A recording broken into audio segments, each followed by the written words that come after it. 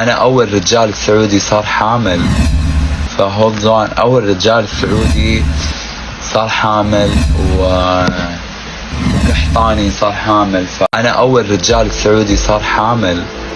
فهولد اون، أول رجال سعودي صار حامل وقحطاني صار حامل.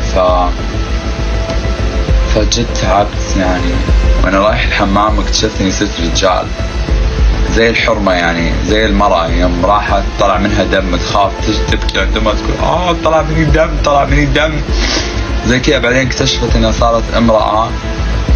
نفس الشيء انا يوم رحت الحمام، رحت اني ابى اروح الحمام اطلع موية، طلع مو موية طلع شيء ثاني، فقالوا لي انت صرت رجال. نفس الشيء يعني. فانا مرة في رمضان كنت صايم، فجأة لقيت طالع مني دم، خفت طشر مني دم طشر. قالوا لي انت حامل. يعني انا ما اعرف ان الحامل يطلع منها دم، بس قالوا لي انت حامل.